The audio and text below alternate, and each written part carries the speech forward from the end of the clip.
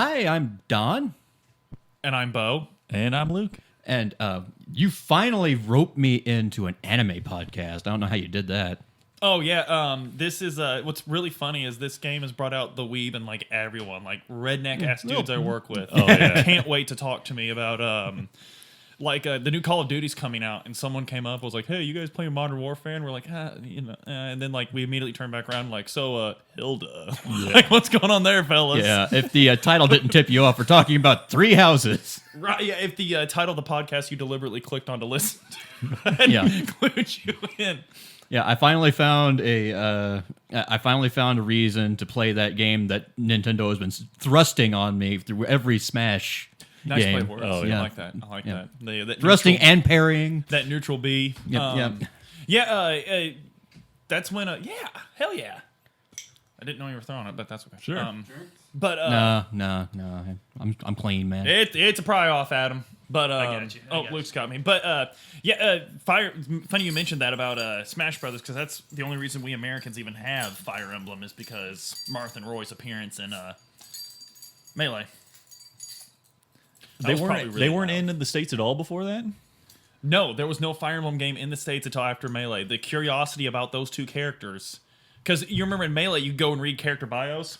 Yeah, And it would say Fire Emblem Japan only, and we're like, what the hell? Oh, okay. And JRPGs were huge at the time. Yeah. Like that's 2001. Yeah, that was- we couldn't get enough of them. So Nintendo was like, maybe they're smart enough for Fire Emblem, and it turns out we weren't, because it was really subdued once the games actually came out. Like Fire Emblem guys were not super popular, but after Awakening, you could turn off permadeath. You could turn off. You could pick a casual thing, and it just made the games playable for a more less hardcore. Yeah, the less hardcore gamer. But I believe you both have successfully completed a maddening run, haven't you? Or is it just you, Don, that successfully? Only Don's made it all the way Yeah, through. because I actually buckled down and spent my annual game budget on it, and then I figured, well, if I'm going to do this, I'm going to go all the way. I'm going to figure out what this fresh, maddening reward is, and it's a yellow screen, so don't do it. I also didn't get a very I'm satisfied with the run. Don't get me wrong, but I would have had just as much fun on hard or New Game Plus maddening. So yeah. But what's really interesting about Three Houses is not that the gameplay's super tight. The Yeah. gameplay is Yeah. incredible. But what's really interesting and what really separates it from the rest of Fire Emblem always has great stories, always has great characters. But Three Houses is just above and beyond what we even expect from this great series. It is just the characters, especially like you become legitimate. Like I know the jokes. It's Persona. Like you're playing Persona, but that really lets you get to know the characters. it's so good. Like they have not used the support system in the past games as well to get us to know these characters. And every character has like believable trauma and experiences and stuff like that. It's not like just some ridiculous anime thing. It's not like Sasuke Uchiha. Like, well, why'd you murder everyone you're related to test my ability? It's like it's not that. It's it's a really it's really good. So I think we're going to start off, and we're just going to run you guys through it. Yeah. I think the original the plan is we have all played through at least one house. Like you have played through Blue Lions, and just a second, I got a thing I need to I need to double check and make sure my phone's. Oh, I'm getting a call. No. Oh, this is embarrassing. I did not plan this at all. Okay, I played through Black Eagles, Edelgard. You played through Golden Deer, you played through Blue Lions. I think between us, we can get a good idea of what's going on yeah, here. I think we got most of the story. Do you want to start actually kind of running down that opening cinematic? Because it remains mysterious it for does. quite a while to the player what exactly happened in that opening cinematic. does. But it's the first thing we see. Yeah, it's a very well put together scene. There's flying horses. Oh, it's an awesome anime sequence. It really Oh, yeah. is. It's Tailteen Plains, Imperial Year date. I don't know, I can't remember the year. It was around 0 or 100. Somewhere Yeah. in there. Yeah. But Saros, who is the Christ figure of this religion that has taken over Fodlan. She's got that steely-eyed gaze. She's got the cool dragon wings on her head. She is facing down a man so aptly named Nemesis. Yes, a had righteous infliction of retribution manifested by an appropriate agent. personified in this case by a really handsome barbarian. Oh, he's such a like. The moment I saw him, I was like, "Please be the good guy," like because I didn't know anything about the game. I thought maybe I got to play as him. Yeah, I was like, had is that the him on main my team. I'm character? like, dude, like it's such this cool Conan character. And he's leading an army of Conans. Exactly, and they all have. And what's funny is everyone fighting on his side has these really cool weapons. Yeah. Meanwhile, you got your stereotypical knights with the red flare of the Adrestian Empire, which we'll learn about later. And one of them is trying to fight one of these burly guys wearing animal furs and spikes that I'm sure are functional in some way. An Oakland Raiders fan, of course. And he gets owned. And Saros is right there next to him watching it happen. And he gets like cleaved in half. He falls down. Lady Saros, what the hell? You're right there. I had no support from you at all. Did you not remember the tea times? Anyway, that's the end of Night A. And anyway, Saros confronts Nemesis. They have a really cool anime fight sequence, and Saros finally gets him down, and then goes absolutely nuts. Yeah, It absolutely stabs the insane. shit out of him. I mean, it's a cool sword, not gonna lie, but I'm not gonna, declare a familial relationship with it. I'm not gonna nuzzle it. And that's the She first does. hint we get of the atrocity of the Red Canyon, too. Oh, because she says, "Remember the Red Yeah. Canyon? Yeah. You'll die for that." And then she's die. And then she takes the sword, hugs it, and says, "You're finally home, mother," or something. And then we don't get any answers to what just happened there for another 40 hours. It's not quite as bad as Nier from like the original Nier, where like 1,300 years later, It reminded- it's, the same, it's just Gary Busey again. But yeah, there's like 40 hours of gameplay before you even get a hint of what that was all about. Yeah. And it's actually a lot like the opening sequence of Xenogears, where there's a spaceship for some reason. Yeah. And then this guy that looks like a kid version of the main character of the game looks up, and there's this woman, and she smiles. And then nothing for like until the very end of the game. Yeah. So it's kind of... it's not as strong as Xenogears, because of course Xenogears is going for an Evangelion thing where it's just purposefully convoluted and complicated. But anyway, after that, it's time to start school. Yeah. And who's attending this school? Well, just about everyone who's anyone in Foldland, and not too many people who aren't anyone. Yeah. But there's one or two. It's a regular CW show. It's a CW Yeah, show. for It's sure. okay, so you wait, you're having a dream. You dreamt of that battle. Then you dream of a little gremlin lolly girl on a throne. a Sundari Lolly. Yeah. Yeah, but she's like actually sassy and kind of acts like a grandma. It's kind of weird. Yeah, she's she likes you, but she doesn't like you. No. You Yeah. know that old Sundari chestnut. And then So big decision time. You tell your dad, okay, did I dream of a battle or did I dream of a little girl again? that is a big decision, though. I mean, is. do you want? It's a huge decision. Dad, I dreamt of a cool manly battle. Hey, sorry, Pop. I was just, dreaming about killing people, shit like that. Hey, did we drink all that Busch Light last night? Come on now. And I do like the excuse for the female Byleth. Your dad just dresses you, and that's why you look that way.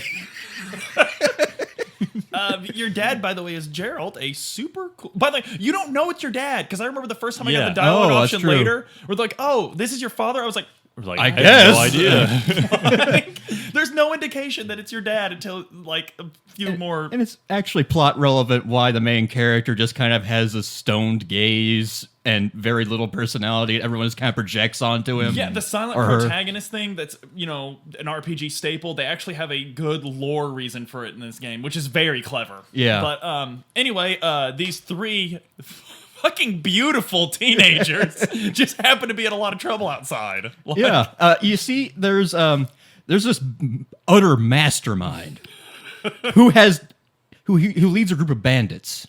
And he has this bright idea to attack in the middle of the week, when he knows full well the Knights of Saros only work weekends.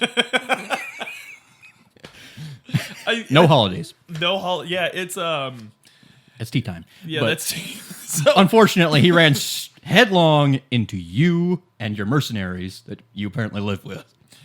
but none of these mercenaries are going to help in this battle. It's just you and the it's, kids. yeah. It's just you and the kids, and even your dad will stand back. Okay, show me what you've learned. Okay. And- Remember that thing about bushes? Stand in the bushes, son. Hide behind girls. She's got an axe. She can handle herself. And then, yeah, you master bush technique, and these kids can handle themselves pretty well. But they are hyper impressed with your approach to warfare. Like they ain't never seen nothing like Yeah, it. they've brother. never seen anyone reverse time when things don't go their way. Your dad apparently figures it out. Did you just? And then somebody else shows up. Really affable chap. Oh, Eloise. Yeah. Alois. Right after the battle's over, like ha ha ha. Oh, It's really funny because it's that moment where like you're at the store with your dad when you're a kid, and this guy's like, "Hey, they'll let anybody in here, huh?" And then your Yep. dad's like, "Ugh, you haven't aged Yes, a day in 30 years. that seems suspicious." By the way, if you click on your dad as a unit in this opening thing, you will see that he has a major crest of Saros. You don't know what that is right away. It will become a. It'll be a. It's really cool because Puzzle. there's so It'll be a puzzler many of later. that in this game. Yeah, like where- if you hadn't checked stat pages or something, There's going to be You like have to read their backgrounds, Mystery and their lores, and crest. you miss stuff. 2 crests. What or a up? Lysithea, just 1 billion crests. Anyway, after the battle, which you do a little time skip thing to save one of the students, the Yeah. attractive female student,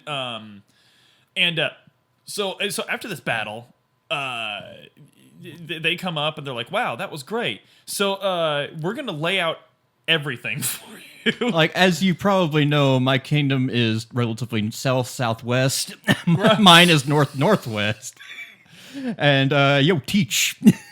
God, I love Claude. So yeah, And everyone kind of blames Claude at the beginning. You know, we would have been fine if you hadn't just run off, right?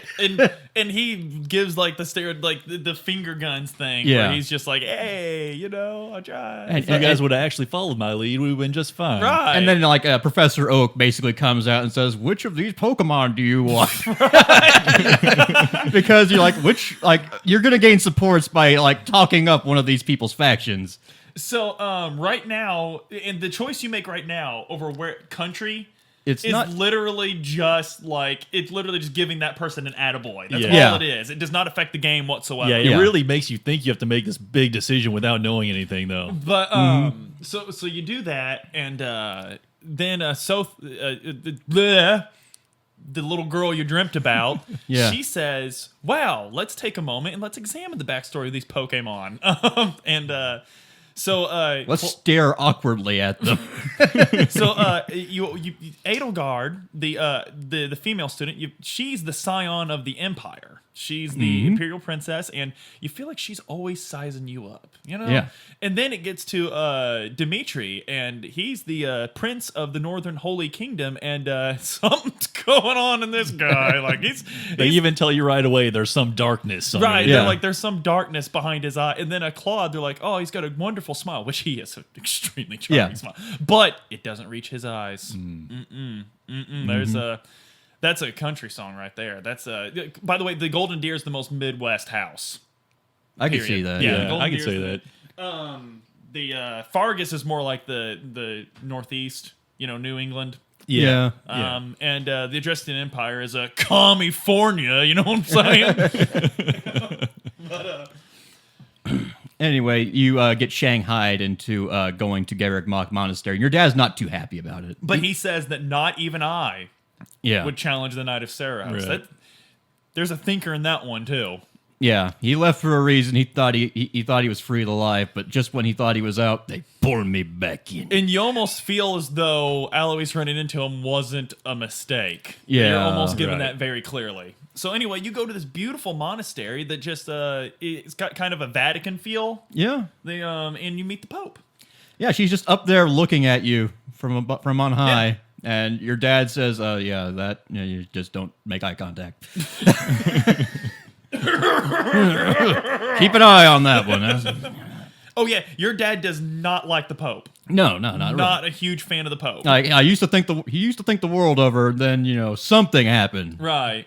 I'm not gonna tell you what happened. I got Look, time. I'm not gonna die. I'm not going anywhere, guys, and I'll tell you By eventually. the way, I can't help but think of all those days you just ran past the calendar where Gerald and you were just doing fucking nothing, and all he had to do was walk to your quarters. But we'll get more to that later. I just thought of that now. But you meet the Pope. The Pope is in love with you. Yeah.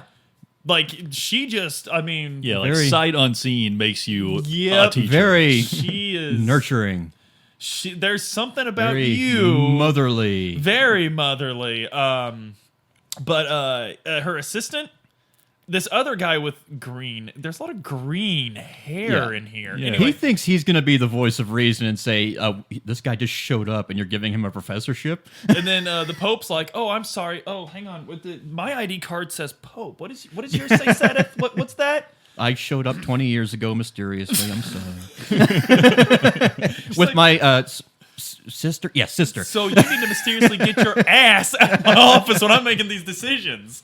So anyway, you're the new teacher. And wouldn't you know it, not only are you the new teacher, you get to pick your class. Yeah. So whatever notes that these other two professors had, which one of them is a, Yeah, one's older woman who's looking for a man. Looking doesn't for a really care. man. Does not really. She's not She's really in the market, but not real serious about it. oh Yeah. yeah, she's just having fun. And you know what? Why not? Yeah, Why not? And then the other fella, he doesn't like her, but you could tell it's like, hey guys, just get it over Yeah. with. You know what I'm saying? Like, but, you have a crest by any chance? oh, and yeah, he's very interesting. But these characters, like, these are only like two of the only characters who don't become major like story thing. Like, there's Yeah. just nothing big about these two. Well, Hanneman can give you some big information. Yeah. but But only he's not directly involved in Right. it. He's giving it to He's you. yeah, but one thing is that bandit attack. The professor who was going with those students ran off, and that's a disqualifying thing. Also, That's why you're the professor now. that's another thing is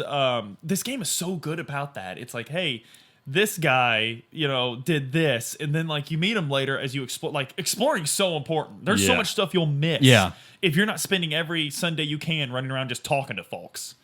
And that's really what it boils down to. You just got Garreg Mach Monastery is the kind of place where you wave high.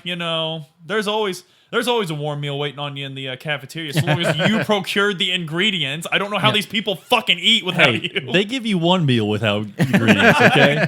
Beyond that, you got to get your own food. But anyway, you get to choose, and those three students you saved just happen to be the heads of each of these houses, the three Yeah. classrooms. And these classrooms are separated by region, but a couple weeks from now, that doesn't matter because you could charm people into joining your house. Yeah. Hanneman and Manuela don't seem to be concerned with doing that. They're really bad teachers, by the way. You learn that as you go through. Like, They really are.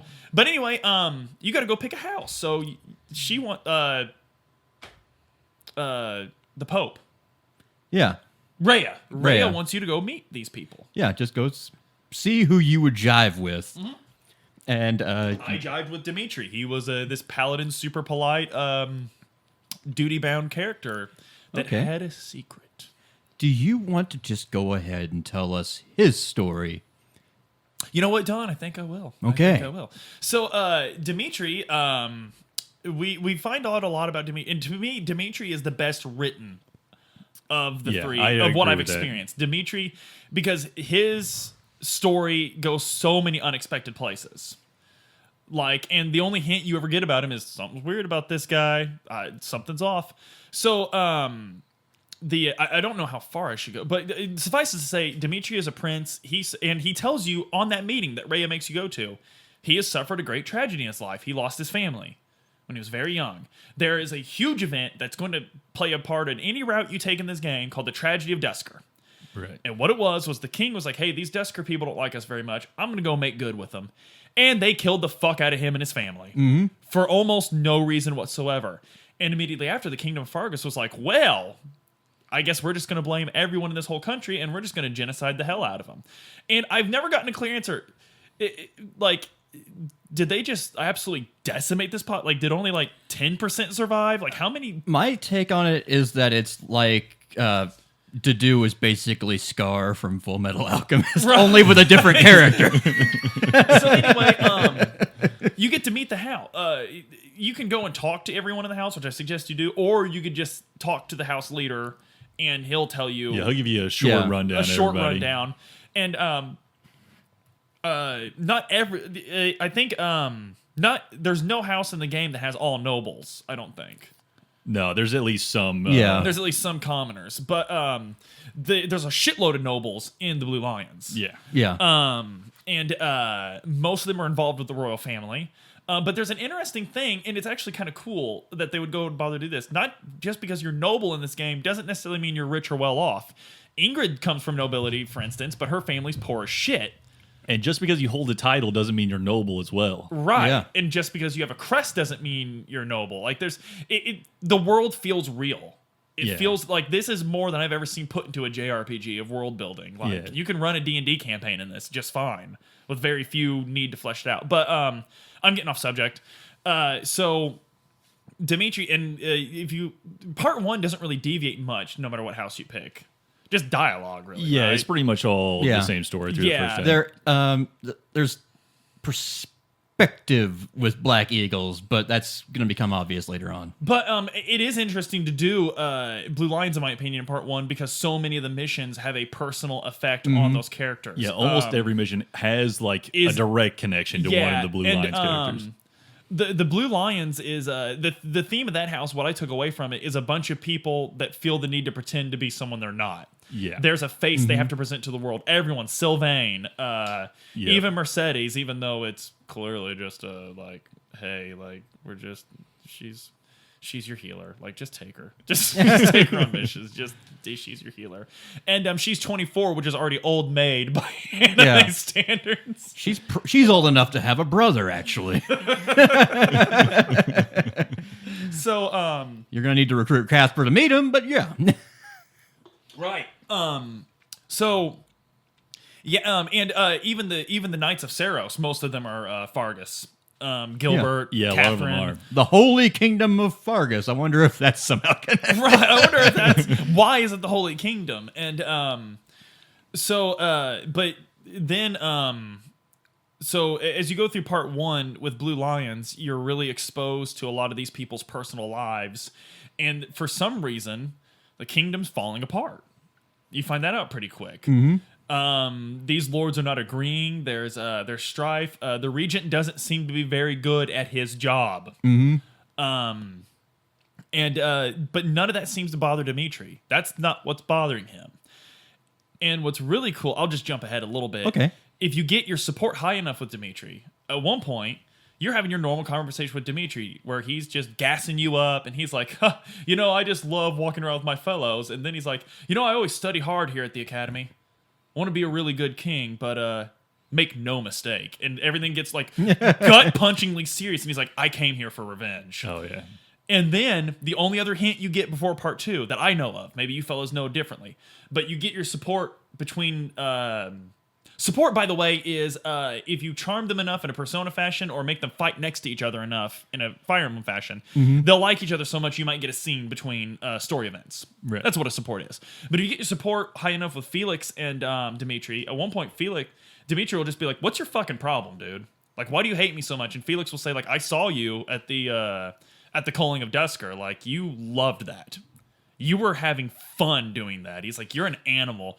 And Dimitri looks him dead in the eye and is like, you're not wrong. Yeah. And then just walks away. And it's such a cool thing because like Felix has nothing to say to that. He's just like, oh, he's not even Well, at least he knows how bad he is. Yeah. right. But it's like Felix is like, no, this is dead ass serious. He doesn't even see anything wrong with it. It's like this is a problem, and that's the only. So anyway, but as far as part 1, I don't think there's anything other than those things of finding out about Dimitri. You don't find out anything about the lore of the world differently that you would any other run. Part 2 is where, of course, everything starts to diverge, and we learn more about the Blue Lions. But you keep mentioning this perspective with the Black Eagles that you get otherwise, and I'm intensely curious about that. Well, you will notice, like with the Miklon, the quest with the tower, what does Dimitri have to say about that quest and the aftermath when you? And that's all Sylvain because it was his brother. So Sylvain. if you do a Blue Lions run, Sylvain's basically like because his brother hated him because Sylvain was born. McClellan is the older brother. Yeah, and he was heir apparent. But then Sylvain was born, and the laws of this world is like he has a crest, so he gets everything. Fuck you, McClellan. Yeah. And McClellan literally tried to kill Sylvain when they were children. He would lead him up onto a mountain in Fargus, which Fargus, I'm guessing from what they described, the landscape's very Scandinavian, Northern European. Well, Sylvain's especially because he was at the northern part of it. Right, he's at the very top. So his brother left him on a mountain in the middle of winter. His brother consistently tried to kill him. And McClellan when he was disinherited, he actually just left and founded a bandit group. Yeah. And they actually successfully stole the heirloom of House Gautier. And it was and so he was using it, but something weird happens while he's using it. Yeah. He turns into this gigantic demon monster. And Dimitri doesn't really have anything to say because again, Dimitri, he cares about Fargus, but not really. Like he cares about what happened to Fargus. Yeah. He's not concerned with its future. It's almost like he doesn't even know he's going to be king in part 1. Yeah, it does kind of seem like It's that like sometimes. it's like, hey, I'm Prince of Fargus, but more importantly, did you hear about Dusker, man? Like, doesn't it just steam your ass that happened? But so anyway, there's no special dialogue with Dimitri, but I'm guessing Edelgard has something to say about it. She will reflect on the life of McClellan and note that he was discarded because he didn't have a crest, and then point out the obvious fact that he ran off, got a bunch of bandits who should hate his guts for his upbringing to follow him, and successfully stole a relic weapon. I don't care how much of an asshole this man was, he had talent. Right. And that's basically what Sylvain says. He just doesn't comment on the talent. Sylvain's just like, man, like... He could have been I don't really hate that guy for what he tried to do to me, but he was still my brother, and I miss him, you know? Because Sylvain's whole thing is he hates his crest. Right. Yeah. He hates it. And the reason why he's so loose with women and everything is he hates these women for They're throwing all just themselves at after him his crest. because they're him. just after his crest. So he feels like he's paying them back by treating them like shit. Right. Yeah. But we find out in Sylvain's ending that might not be the whole story. It's comical. But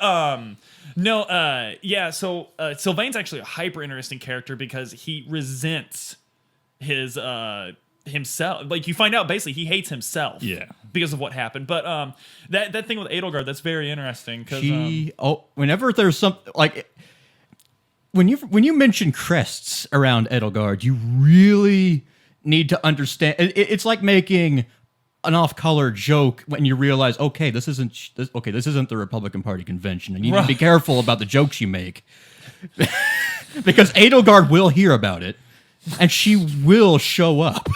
Or St. Hubert. Like she'll pop out of a bush. Did someone say something about crests and their divine right? I know y'all were talking about brushing your teeth when you talk about crests. I know that's about brushing your teeth because I know you're not talking about the things people are born with that make them feel better about Hey, themselves. Lysa, get over here. They're talking about crests.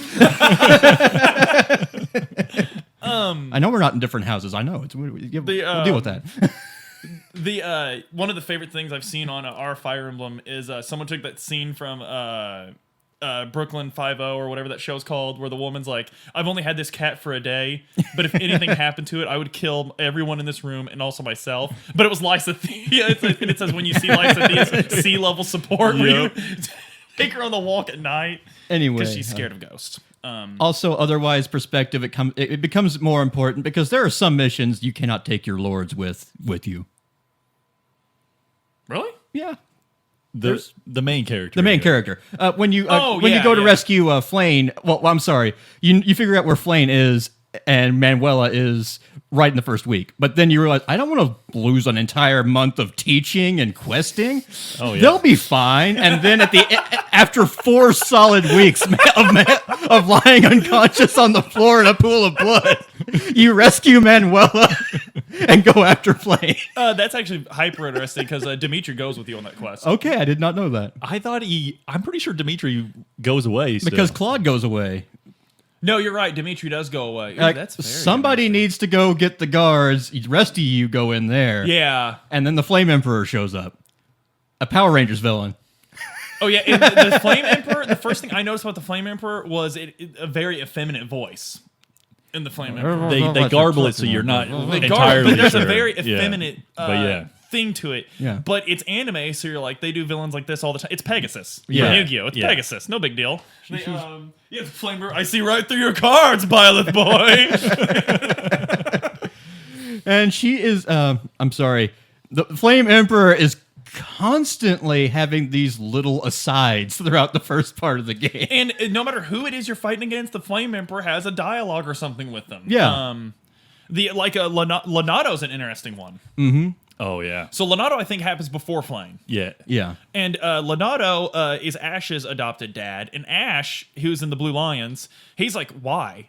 I don't understand why. It makes he's such zero a good sense to do this. Man, Yeah. I don't understand why he's doing this. And you get to take someone, you meet a knight named Catherine. Yeah. Thunderstrike Catherine. And someone He calls her Cassandra. right, because when you face him down, he's like, hey, you're the reason my son died, Cassandra. And she's like, ooh. Yeah, that's not me anymore. I don't know. I'm a Knight of Saros now. So we find out a little bit about Catherine on that mission, and that is Catherine gets weird when you talk about Fargus, and she will kill anyone that Lady Rhea asks, regardless of who it is. If Lady Rhea was like, hey, kill yourself. Loyalty to Saros and nothing else. Right. So, like, Rhea's like, hey, I got someone for your kill. Catherine's like, yo, this corpse got a name, boss? Come on, man. Like, so... That's interesting, but yeah, very interesting that I forgot about that. Dimitri does have like it's literally like my keys, bro. Like it's something lame that he has to go do. Yeah, and there's always these other chuckle fucks running around. They're really pasty, right? With weird tattoos and earrings. And another thing that happens by this point, when we find out about all this, if you're doing a Blue Lions run, Dimitri is going to the library at night a lot. Okay, and the one time you catch him there, he's looking at records of donations to the church by a one Lord Arundel. Yep. And they suddenly stop around the same time the tragedy of Dusker does. Like a hard stop in all of his relations with the church. Yeah. Come to a screeching halt. And Dedue's like, this is very curious. And Byleth's like, this is very curious. And then yeah, we don't know who this guy is. Yeah, it's obviously right. Well, he obviously just had a character 180 right. with no real reason for it. Like, you know what? I mean, look at Thomas over here. He's the same old jovial guy. He disappeared for a while. I remember him from like 20 years ago, and he showed up. He's back. He's like just like old times. Church cardinals. Don't you? No one knows who these cardinals are. Isn't that curious? There's a church in the east, but no one likes them. Oh, that's another thing we haven't mentioned is Lonato had the support of the Eastern Church, and for whatever reason, the Western Church. Yeah. The Western Church. They have bishops. Doesn't seem to like the Central Church at all. Yeah. So there's. Which again, when I was learning all that, that's just such a lot of cool world building. Yeah, for a JR, you find out they're praying in the wrong way at a monument, and you go and kill them with Sedith, and it's a real bonding experience. So how dare you? Anyway, you rescue Flane and Manuela. Yes. And whose fault does it turn out to be? This little guy called the Death Knight. Right. And isn't there something about Drazetta through all this? Yaritza. Yeah, Yaritza. he was going to be your professor. He was in line, but then you saved the day and stole his thunder, and he wants to spar with you, but he never will. Right. And then he just kind of disappears at the same time as the Death Knight, and everyone's like, could it be it couldn't be Yaritza. He shot me Swordmaster. He's a nice guy when you get to know him. We've known him for so long. He's so nice. There's a lot of that in this game, which is actually kind of realistic to a medieval setting. Is like, don't you know his station? Don't you know who he? Yeah. Do you have any idea who this man is? It's and Mercedes for some reason says, Yaritza, he reminds me of someone. Ooh, yeah. But anyway, Death Knight's like, you would be good opponent. DK, Death Knight. If he hits you, it's gonna hurt. It will too. Yeah, because he will one shot you. The first few missions you have. So anyway, I think before you get the sword of the creator. Oh yeah, yeah. There's the tomb mission. That's where Saros was supposed to be buried there. Instead, there's just a sword, and the Western Church guy is very surprised by this. Yeah, so the Western Church basically takes advantage of this festival to go grave robbing. Yeah. They want to get Saros' body. Like you do. But instead, they find a sword. A sword, yeah. And the Death Knight's there, but the Death Knight I think splits by this point. Yeah, he in the just battle. kind of like, I'm just gonna sit here, and if they fuck with me, I'll fuck with them. Yeah, But other than that, if you want to beat him, you can. yeah, like I got a dark seal over here. If you want it, just get it in my attack range. Yeah, basically those first few fights you see him, it's basically like a hey, bet you won't say that in my face kind of situation. So anyway, but what's weird is when you get this Sword of the Creator, it doesn't have. It's got a little empty hole. It's got a little empty hole, but it's broken, but it works. But it's working when you're touching it. Yeah. I must be an orc. That's And wild. everybody's real curious because other relic weapons have these stones in them. Yeah. But this one doesn't, but you can still make it work. And also, as Hanneman pointed out, you got this thing called the Crest of Flames. Yeah. Who else had this? That Nemesis guy. Conan the one else Barbarian. but him. Has anybody else at all? Did he have kids? No. No, not that we know of anyway. That's I certainly wild. haven't seen it. That's wild. Anyway, you got a class to teach. Yeah. We'll talk about You this know some what? other time. You know what? You're working. I'm We got- bothering you while you're working. yeah, You get back to work, buddy. Anyway, the Remire Village, something weird's going on there. Everyone's acting really violently, and it's And it's not election season, so I don't know why. it's a lot. And you know what? There's whispers if you go exploring. There's whispers. Man, that kind of reminds me of what happened in Dusk. Oh God, it's Dimitri. It's Dimitri. And wait, have you guys seen the guy at night? There's this really dark guy. He's showing up at nighttime. Nobody Walking knows the who he monastery. is. I know that we have like the most powerful knights in the world, but we're just like, you know what? He's not doing anything wrong. Yeah. Look, I know we all thought that was debunked, and it was actually Bernadetta who was knitting with a knitting needle at night. But there actually was another dark guy with a scythe. Anyway, this is really cool if you're doing a Blue Lions run. Because Remire Village is happening, and you know what? That village is really important to Gerald.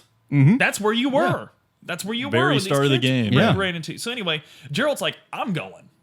I'm going to go with you. I'm going to take care of this. I'll be the knight that goes with you. So you show up at Remire Village, and yes, I just happened to be in Remire at the time. It's lovely this time of year. And then everyone's like, oh, that's Tomas. That's I wonder Tomas. what he's doing here. And he goes, yes, make sure there's no survivors. What is he doing here? And anyway, if you're playing Blue Lions, the moment you show up, you see all these people acting all crazy and everything. And you see these people up here giving orders, and Tomas is standing next to him. And oddly enough, no one, everyone's just like, it's weird that he's up there. Yeah. That's weird. But when you see the guys up there and you're like, those are the ones causing all this. Dimitri, if you're playing Blue Lions, he says, okay, let's, everything's fine. Let's just go crack their skulls open. Let's kill their kids in front of them. Let's just make sure they know better than to fucking do. Like, he goes, it's really out of character for Dimitri, and it's a really intense moment. Yeah. And Felix even has the ... thing. He's like, oh God, it's happening. Yeah. It's happening again. But, anyway, Tomas is giving orders, but everyone's like, what the that is crazy. It's Tomas. Like, he just gave me popcorn on Wednesday. That's crazy. He's the most in character of the people who are now out of character. So about turn 3, Tomas is like, ha! Gotcha! Ooh, I'm actually bald. And he turns into this weird, creepy guy, and he's like, oh man, my legs are tired from all that walking around the monastery at night, boy. So anyway, I personally, when I saw that dialogue with Dimitri, I'm like, I need to get him up there, so I can see this cool dialogue. And there's nothing personal that he says, but he's just like, die, die, die. Yeah. It's very intense, and honestly, pretty cool. Pretty cool. Yeah, it was I pretty like cool. it. It's pretty. I was listening to a lot of black metal at the time, so I'm like, I'm gonna pump this guy up in class. I'm gonna gas his ass up. I don't remember if Claude has any dialogue with either Solon or the Death Knight, because the Death Knight is there. Right, Solon is Tomas's real Yeah, name. Which, yeah. No wonder he would change it, because Solon, that's a little girly. Yeah. Like, you know, like Edelgard definitely has dialogue with both of them. What does she say? She with says, both of them? Yeah, with both of them. She basically it just amounts to, what the hell do you think you're doing? Actually, the Death Knight says, what the hell do you think you're doing here? And then Edelgard says, I could ask you the same goddamn question. But why? Yes. Like, I just love how there's no red flags for anyone. It's just, Yeah, it's weird. It's like, what the hell are you doing here? that's weird. Like, Edelgard, where's he supposed to be? Like, Yeah. do you know? Like, Anyway, you save the village, half the village, kind of, if you're good. right. And, And yeah. and Dimitri snaps out of it. Yep. snaps out of it. He's like, "Oh, Professor, did you get hurt in this fight? That's how unfortunate. And I'm just glad we were able to save the citizens. Yes, the city. Yeah, I guess patch them up, whatever. But at least we killed those motherfuckers." Does Dimitri like run off screen right quick to look for survivors and then come back? Yes. Okay, that's exactly what Edelgard does. Yes. And then the Flame Emperor shows up while they're gone. Yep. They really play it up so you can't tell which person the Flame Emperor But is. what's funny is my dumbass didn't suspect anyone. Like, I was like, who? You is almost the expect the Flame student to run back in costume, but without the mask. The best way. Hey, was the Flame Emperor here? I wanted to talk to him. Mary Jane's not in love with Edelgard. She's in love with the Flame Emperor. Anyway, Flame Emperor says, "Yeah, I know where these guys hang out on Tuesdays. You want to go mess them up?" And then you could say, "Yeah, let's go mess them up." I don't believe you. That part pissed me off the most. Yeah, because no matter what you do, because you have a choice of It's, going against the Flame Emperor or joining them against the bad people you just found out a on. little more important than Black Eagles Run for reasons, but it's not. It doesn't change anything in that particular instance. You won't go immediately with the Flame Emperor and do anything. Anyway, you go back to Garrick Mock, and Geralt becomes a full character at this point in the game. Yeah. Geralt actually, I think this is when he takes you to your mom's grave, right? Yeah. Yeah. And he's like, "Yeah, you were definitely born after I left. Yeah. I want you to understand that. That's definitely what happened. I don't care what fucking book you read. Like, you were born after we left. And also, this was your mama's ring. I need you to give it to someone very important to you, preferably someone that you actually got to S support with." It's a little awkward. I had to come to her grave to dig her up and take it back. I forgot. I'm sorry. I had to leave in a hurry. But yeah, you always have these weird conversations with Gerald, and it's funny because I want to know what the fuck he has to do all day, because he was like, "There's just more I could tell you if only there was time. It's not like we spend 4 weeks out of the month." Oh, look, so many nightly duties. He's got to guard these places. Everyone Fight in the the game is doing heretics. what we are doing and inviting people to dinner every minute.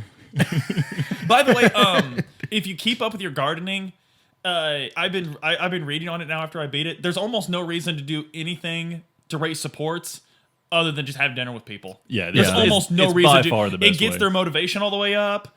It raises support with you. Like, there's almost no reason to waste time. And sometimes you get some cool special dialogues with certain people. Annette and Gilbert's my favorite. Oh, because yeah. they're just like, I like Flane and Sedith, where she's just like, "Oh, it's so great having 3 people at a table," and says, You "Like, wound wait." me. Anyway, let's see. Oh, there was somebody else with Flame. We forgot about a little redheaded girl named Monica. right, this Monica girl comes and she just Hi, joins Professor. the monastery. She's so polite and nice, but you can't talk to her, and she's always with Edelgard. And everyone's like, I remember Monica from last year, and she's changed, but I guess being kidnapped for a year will do that. There's something about these people that just show up out of nowhere. They leave and they come back. There's something about them, and I don't suspect anyone. Oh, hi, Captain Gerald. I just don't suspect anything bad about these people at all. Captain Gerald is the only one who hasn't changed in 30 years. I'm giving him that much. It's weird because he literally hasn't changed a bit At all. No. Same the, old Captain Gerald. Still likes to fish and drink. So Monica, though, she's a lot more chipper. So anyway, something happened. There's an emergency this month. Oh, yeah. Yeah, there wasn't there? Yeah, and Gerald has to go with you again. Yeah, but, don't worry. He's not going to die. He's got something to tell you. He's going to be fine. He's the Knight of Saros. When we get back. The most powerful ever Knight of When Saros. we That's get- right. When we get back, I'm finally going to tell you everything, son.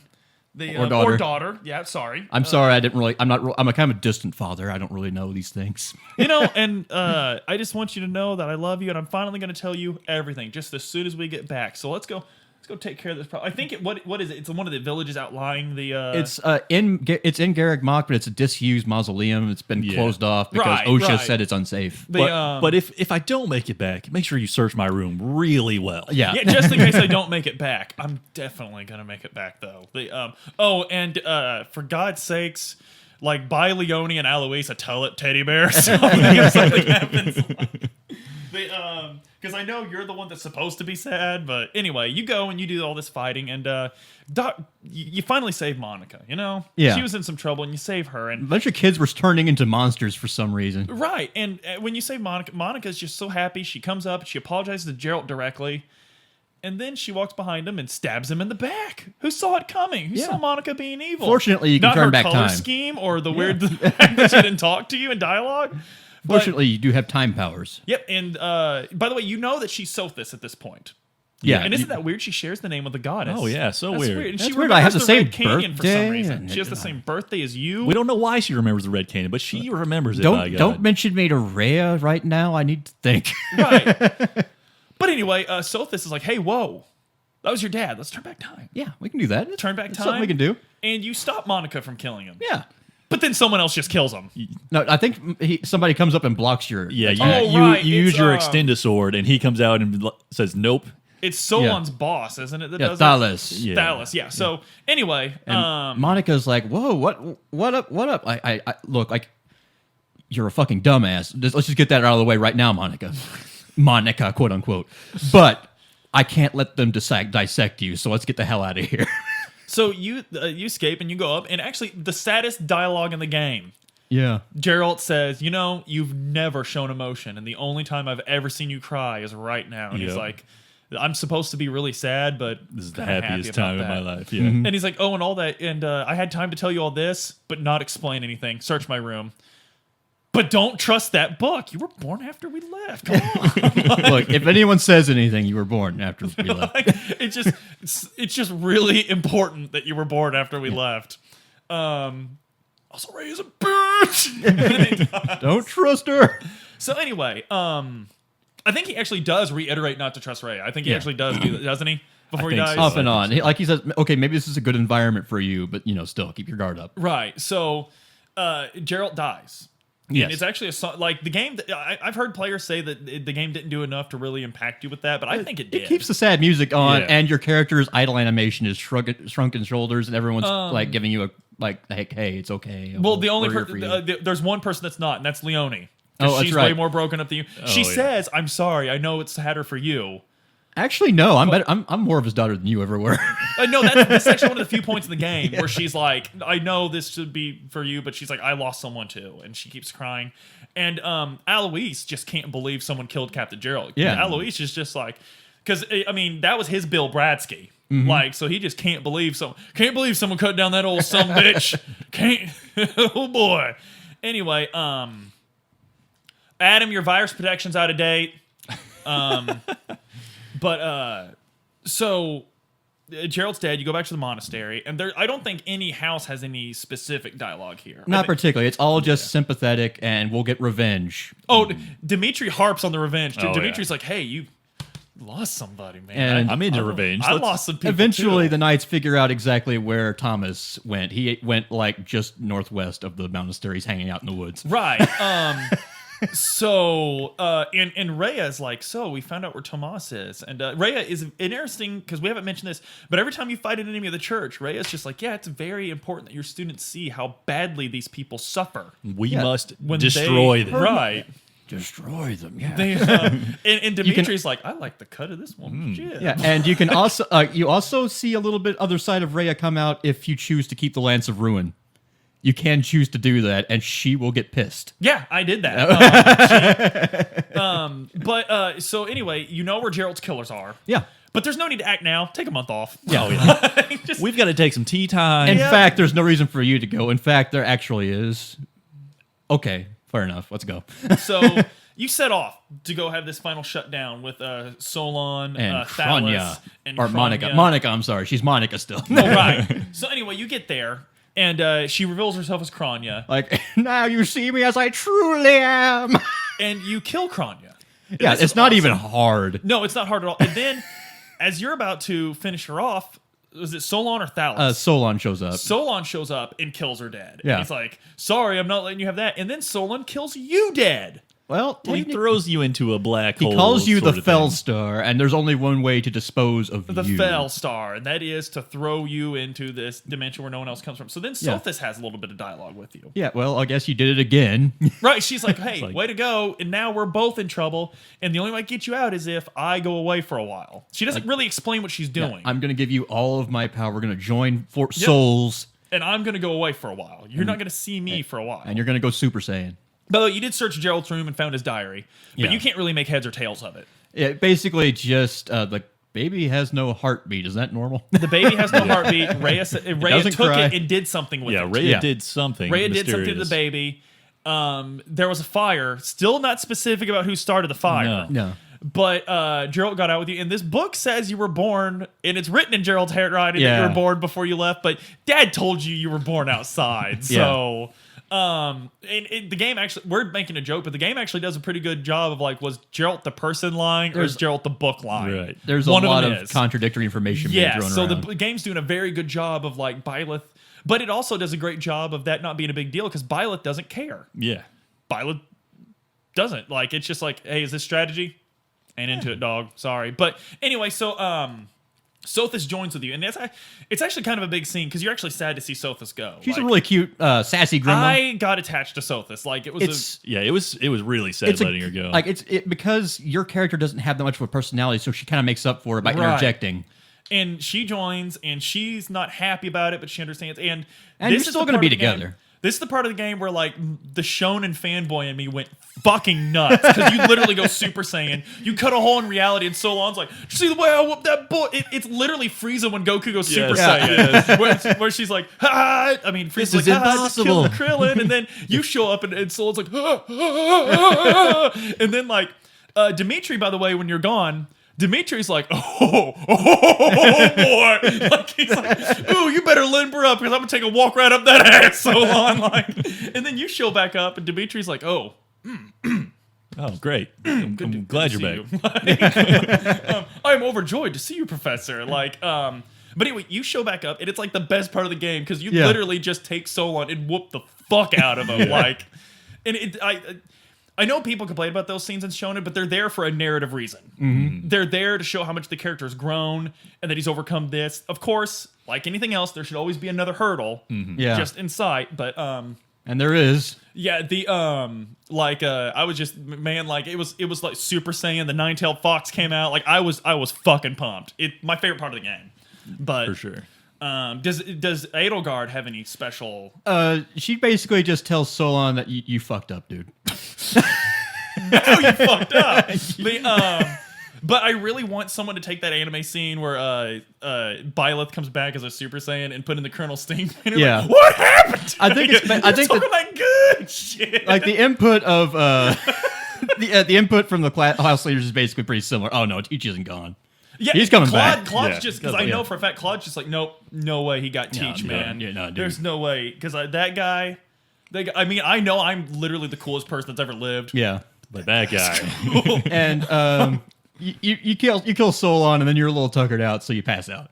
Right. And you get carried back, and you wake up, and Rhea is stroking your hair, your beautiful green hair, It's October 24th, Bimbo. I mean, Frodo. and she's But, singing to you, and she's so happy, and She says something like, you're finally, finally here. or like, we're finally together, or you're Yeah. finally home, or something Yeah. like Yeah. that. It's very, very, it's, I mean, I don't know if they purposely did it or not, but it's shades of Saros with the sword. Yeah. Is what it is. It's very much. Definitely meant to be just the same. By the yeah. way, Rhea, was like the moment she saw you with the sword earlier in the game, she just like, yep, that fits. That's She's cool. like, oh, yeah, I that's know his exactly sword. what's And then going on said it's now. like, are you fucking insane? Her Like voice- that was in the coffin of a of Christ. That was in Christ's tomb. Like, You can have it. Rhea's just It like, works. Why wouldn't we give it to him? he looks good with That's it. the Holy Grail. Yeah, I'm gonna do beer pong with it. Like you could literally be I like, can flip. I can do quarters through this hole here. You can- There should be a hole in this thing. Like Violet could have literally been standing there sweet it like it's his dick, and Rhea is just like, isn't that adorable how he's doing that? My God. Anyway, Rhea is pumped that you're back. In Couldn't be fact, happier. she's got a special ceremony for you. You're going to sit on a throne. You're going to commune You're with gonna go Sothis. sit on the goddess's throne. You're like, why am I gonna go sit on the goddess's You're throne? just going to do it, and then things will be good. Good things will I mean, happen. everybody knows that the goddess came to you then. Like, Right. It is pretty clear that you've been walking, but still, it's not super clear. Like, because Seth even says, like, look, you're going to tell me what's going on with Byleth before he Right. sits on that throne. And Rhea's just like, oh, yeah, well, maybe later. You'll see. You'll see. Yep. You will see. So anyway, Dimitri at this point is just like, oh, I can't wait to guard you in this ceremony. And I guess Claude's just like, teach. Gonna see it. I guess that's how he is, or like He's kind of like, well, what is going on? I really want to know what's going Right. on too. Let's go down Edelgard there. is best described as apprehensive. hey, it's pretty cold down there. You're gonna get a cold. I don't think you should do it. I mean, it's up to you if you want to do it. I don't. Are you think okay? You should do it. With, look, is this what you want? So You don't have to sit on the throne. This is where the three different houses are really going to. This is is where this is the the first divergent. part of the game where your decision on who you're going with really matters. Okay, and also I think with Edelgard, you have to have You need talk to her. at one Okay, point. there are a few points I'm going to fill in here. Hubert, you need to have had him threaten your life at least once, which is a token of friendship in his mind.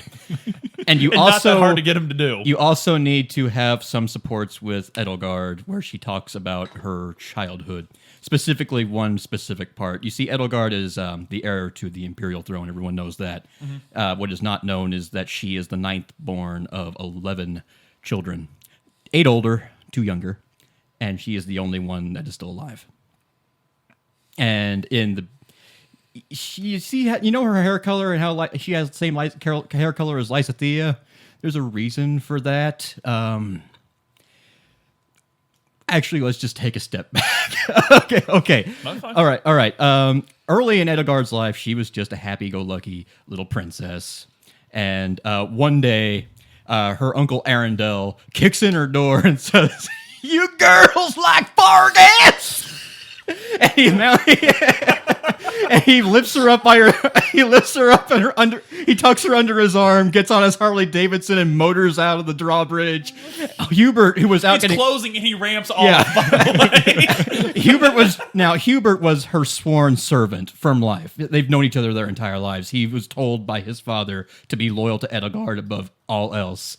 And he is coming back. He's basically Link heading back to Hyrule Castle, and then he sees Arundel popping a wheelie.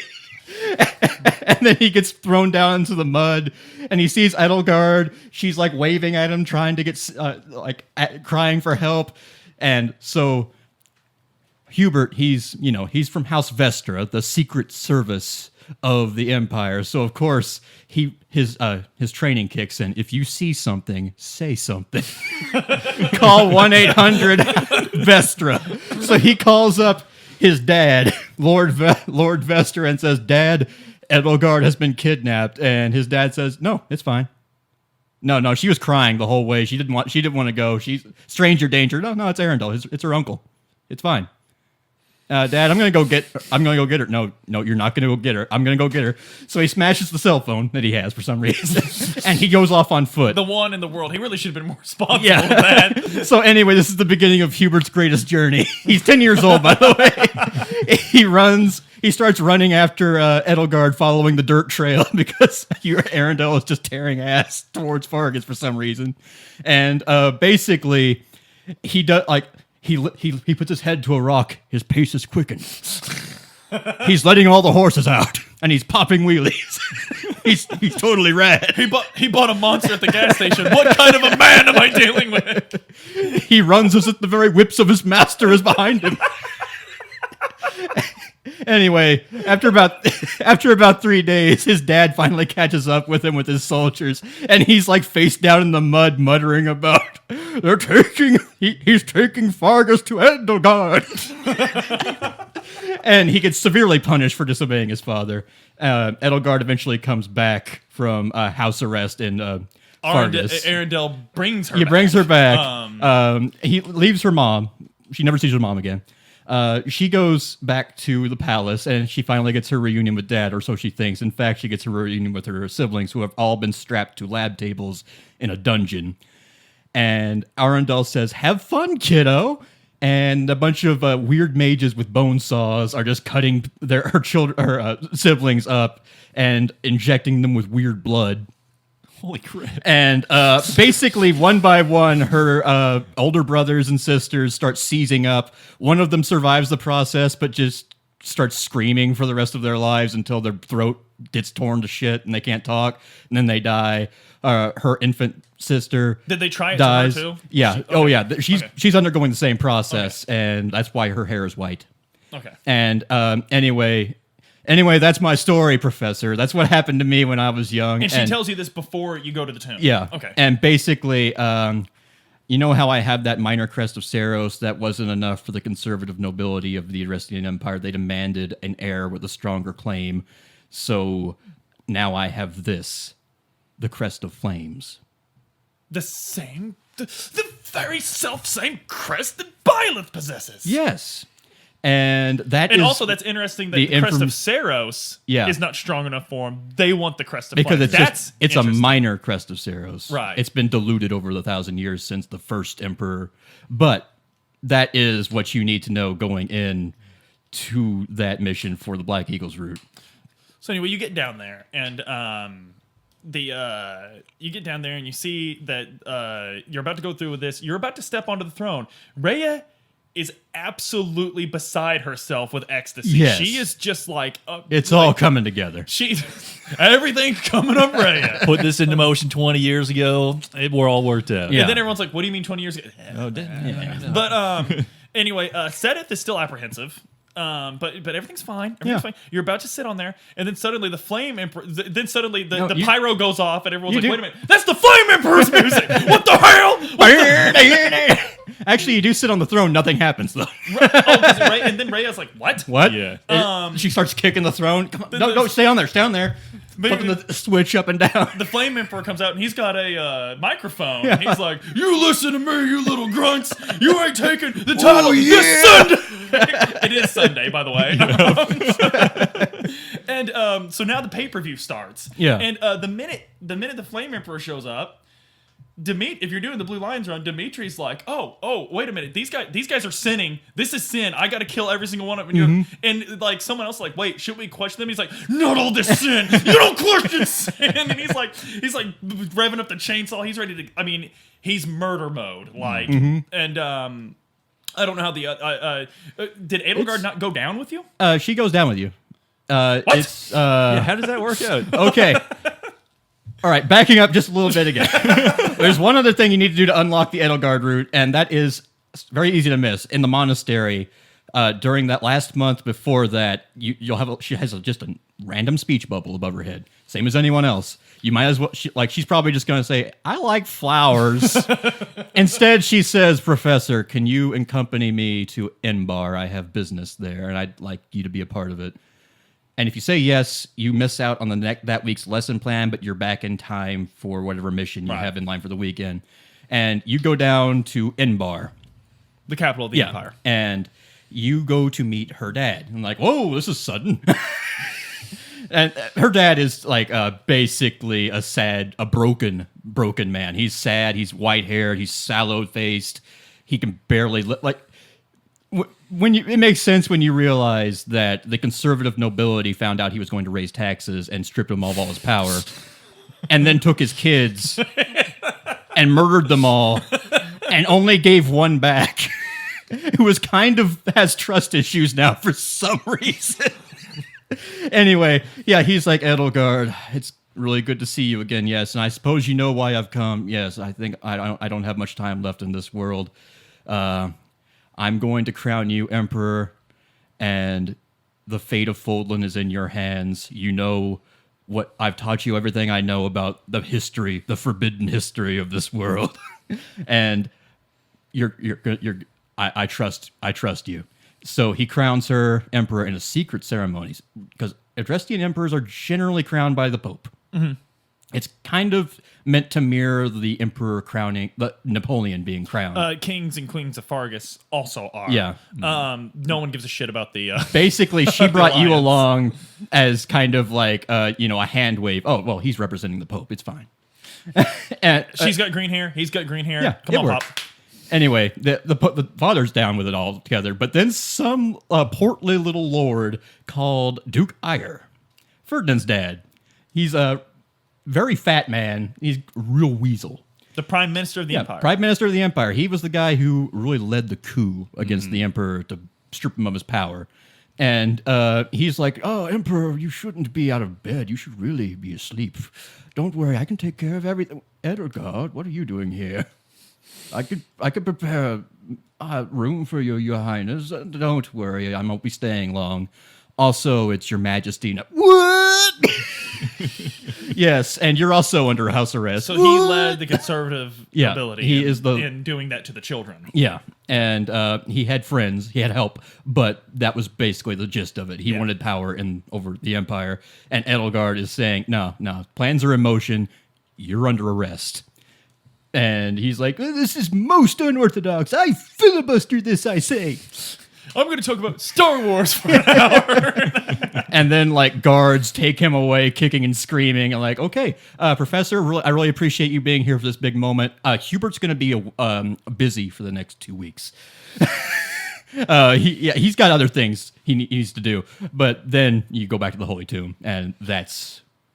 So, as you do the fighting, when you go up and you hit the Flame Emperor, Yeah. this is when the reveal happens. Yes. And I was so glad I actually, just for narrative reasons, Byleth used the Sword of the Creator Uh-huh. and whipped it off. And so you get a little...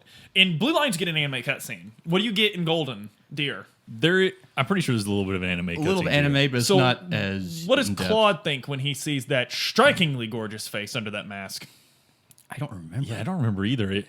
Is it just not that important? I don't Like, think it was. It's basically just like, wait, what? Edelgard? I can almost see Claude. I can almost see Claude being like, "Called it." Yeah.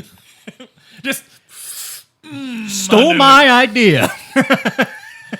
you know that thing I always tell you guys about running? Like, why didn't we do it this? That Edelgard. So she goes into the battle with you. How is it revealed that she's the Flame Emperor? She shows up right. She breaks up the ceremony from the back. She's in the classroom with the rest of you, but she hangs out in the back. She chuckles with her friends. That's basically what happens. She's off behind a column, trying to So get there's into no costume. unmasking. She just No, says, "I." She shows up without the mask, And she's just and like, she "I'm says, the Flame "Okay, everyone, remain calm. Rhea, this is between us."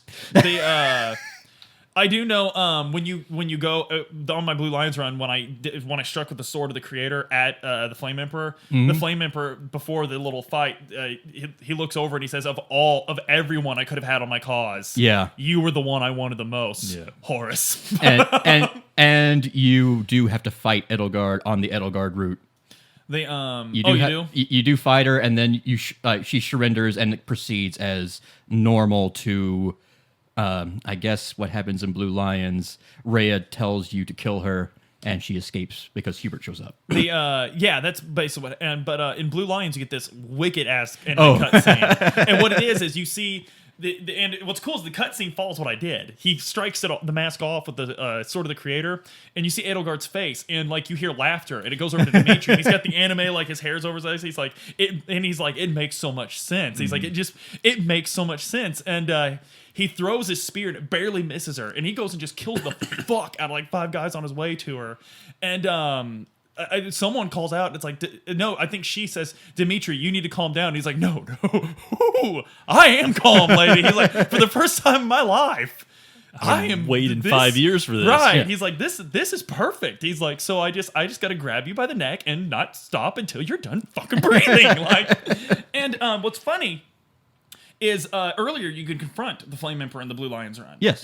Dimitri is stalking these weirdos on campus, and you come up and Dimitri's like, "I want to find out."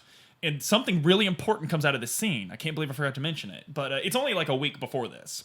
You go up and you confront him with Dimitri, and Dimitri's like, "You're the one that's responsible for..." No, Thalas says, "Yes, don't you remember the tragedy of Duskar that we caused?" The Flame Emperor is like, "I had nothing to do with Yeah. that.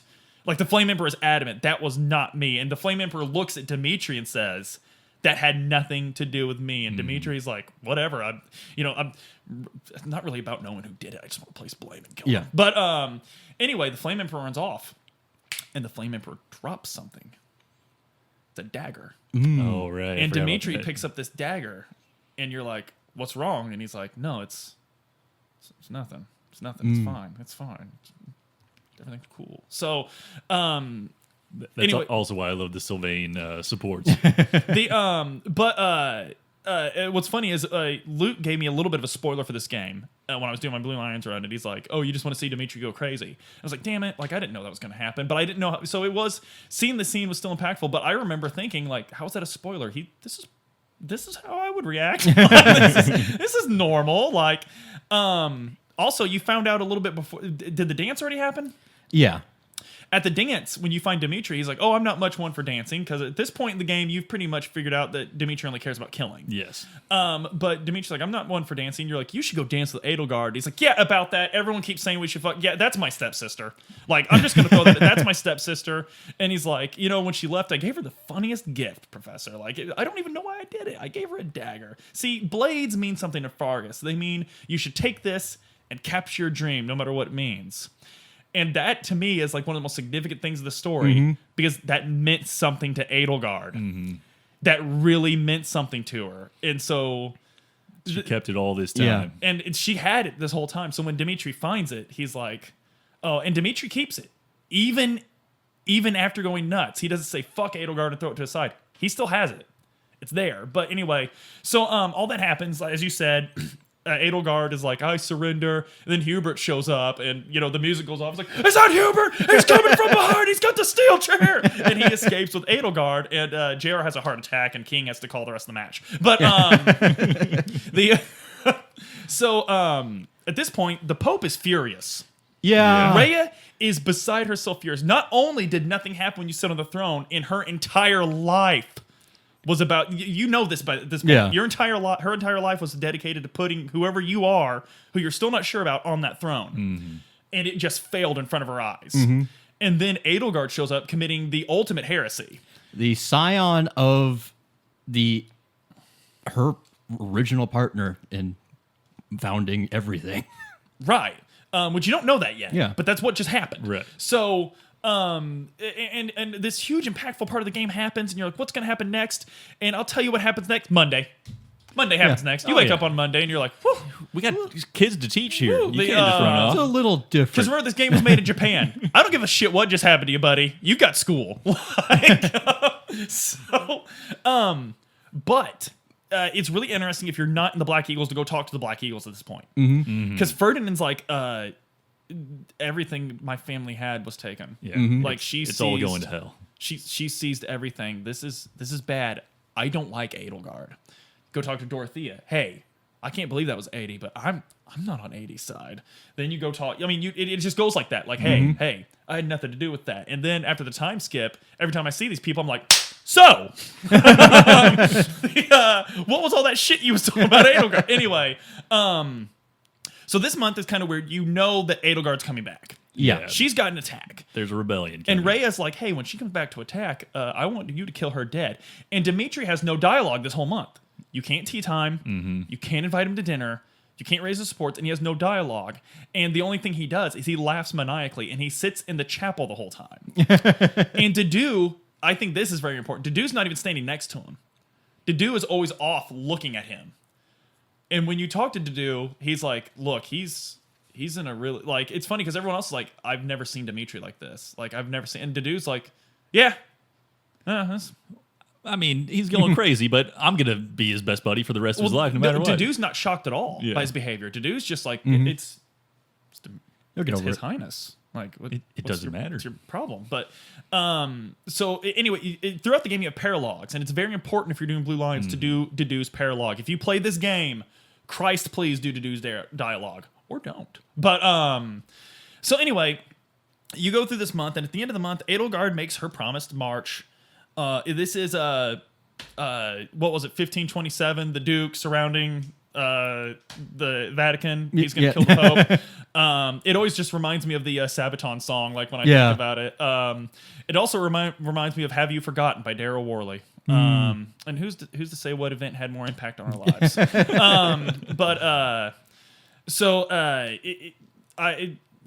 I'm interested in the Black Eagle perspective of this. Okay, Black Eagles, because you just lost your two best units. Edelgard surrenders, and Rhea says, "Ice this bitch," and you have a choice. I must ice this bitch, or maybe not. Maybe I can interrogate bitch instead. You don't have that choice in the other runs. Yeah, and the only way to unlock this choice is to do everything we've talked about. The supports, going to Embar, you have to, and you have to have, basically, Edelgard has to have some trust in you. Yeah. You have to have that relationship. And if you show any hesitation into killing Edelgard, Rhea's voice actress does something really cool. And I'm not going to lie, I kind of think Edelgard's route was tacked on at the end, like they didn't really plan for an Edelgard route. So basically, Rhea's voice actress has been doing a phenomenal job for 14 hours. And then somebody says, "Hey, we've got a whole other route, and you're going to be a major part of it. We need some more lines out of you." Like, how many? Well, actually, every speaking line is basically you. And like, I found my motivation. Because Rhea's voice actress is no longer motherly. Her character does the anime thing where her head tilts slightly backwards, her eye starts twitching, and the small pupils. Yeah. Her eye starts bleeding or something like that. Like, you are just another failure. Interesting. Another failure. That's very interesting. You are just another failure. I will rip out your heart with my bare hands. And then she turns into a dragon. Oh, right then and there? Yeah, there is no cutscene for it. It's just a pop-up of a dragon going, rah! And then Edelgard. Wow. And then it cuts back to like in-game character models reacting. Like, look at that dragon over there. I swear it's terrifying. And then Hubert shows up. Don't worry, guys. We got to get out of here. Let's get out of here. So does Hubert take you too? Yeah, he takes you with us. Like, and he says, like, dude, solid. Like, hey, bud. And you wake up and you teleport to an army camp, the Imperial army camp, marching on Garreg Mach, and that is your monastery for that week. Oh, cool. Can you explore? Yeah. Oh, neat. All the characters that you've recruited are there with you, including all the Blue Lions and Golden Deer people, and they will give their explanations for why they are with you. Like, Ingrid will say something like, maybe I could convince my father that a system without nobility would give us the chance to rise on our own merits. Oh, so everyone you've recruited, they will all have give a good reason for wanting to side with Edelgard. Yeah. I'm very interested in Ashes. Ash is basically... it has something to do with Lonato. Lonato. He suspects Rhea covered something up or lied to him or something. And basically it all comes down to, I trust the professor, and if you believe in Edelgard, I guess I believe her too. And Black Eagles are like, well, I have problems with her not talking to me more about this beforehand. But at the end of the day, we're still family. Bernadetta is literally just like, these are the people I'm most used to. Yeah. It's pretty much like... I can hide in a room in the monastery with people I don't know. Or I can hide in a room over here. And Ferdinand is basically like, apparently Ferdinand and Edelgard had a talk. Because, like, you stole my family's inherited property. Your dad strapped me and my siblings to an operating table and bone sawed me. Maybe you got a point. We'll call it a draw. We're gonna put a pin in it, and we'll call it a draw. So anyway, the battle comes. Yeah. And Rhea joins the battle in every other route. And Dimitri is like, you can make Dimitri do whatever you want, but at the beginning of the battle, he's just like, I'm just going to find Edelgard. He's like, I'm just going to find Edelgard. You're like, well, we need a strategy, Dimitri, because they're going to burn the whole monastery. Yep, monastery. That sucks.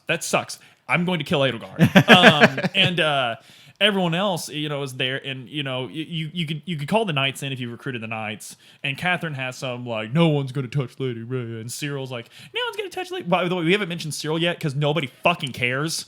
I like Lady Rhea. Worst character. The only. You know how I told you at the beginning that this I game really does the best job of like relating to characters. Cyril sucks. He's the worst character in the game. Here's his beat. I really thought he was going to be really cool. Yeah. Because he was going to be Claude's long lost brother we that nobody wasted knew so about. many lunches trying to get them to like each other. and it just didn't happen.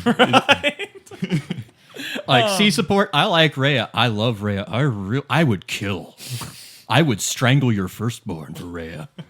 You'll do it, dude. So anyway, you go through this fight, and finally, you beat Edelgard, and Edelgard's like, "Oh, you got me," and Dimitri's like, "Hell yeah, I got you, bitch!" And he's about to kill her, and then Hubert MacGuffins her away, and she's like, "Oh, by the way, the real army's coming." Yeah. And Rhea, there's an anime cutscene, and I'm assuming this is for every route other than Edelgard's. Yeah, and there's an anime. there's no budget for this. There's a cutscene where Rhea's like, "Hey, you run," and she's talking to the professor, not the students, not the soldiers. The She's battle's already lost. she's like, "You just get out of here." And of course, Byleth is like, "But my students, like those are my students." But she's like, and then she stands on the top of the of this cleft looking down, and her last line of dialogue is she says, "I will not let this be the Red Canyon," and she turns into the dragon that you described. Except it's a cool anime cutscene, and Yeah. it's really cool. And she is murdering by the thousands, and then you see her in danger because demonic beasts are beating her up. It Yeah. looks like she might have it, but there's a chance you're not going to get that EXP. So you throw the sword of the creator at him, and then Rhea turns around and is like, "You dumb bastard." You son of a bitch, and you get knocked down the canyon. Yeah. Was it Thales that showed up to do that? Yeah, he showed up, and he was like, like, "Fail star, like throwing you in another dimension didn't work, so I'm just gonna push you over this cliff." It works. And you see Sothis again. Yeah. Like, you idiot.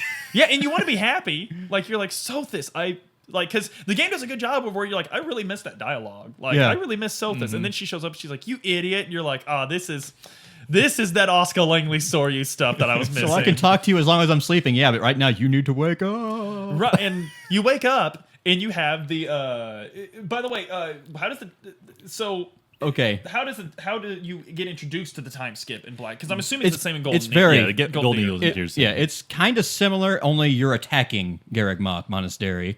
And you fight your way to Rhea to try to force a surrender, and she turns into a dragon. And then she does what Thalos does to you and destroys Garreg Mach Monastery and a Scorched Earth attempt. And everyone says, like, the whole place is coming down, run. And you get trapped in rubble or fall off a cliff. And the same thing happens. Sothis says the exact same thing. And then you wake up and... Interesting to note that Sothis doesn't have anything to say about your choice. She doesn't have anything to say about your choice. She told me to cut my own path. Very interesting. I'm actually looking at the time here. We're at an hour and a half. I think I speak for the boys. We're absolutely going to continue, part but we're one- going to cut it off here. Part one of the game's over. Right. Part one of the podcast is Yeah. over.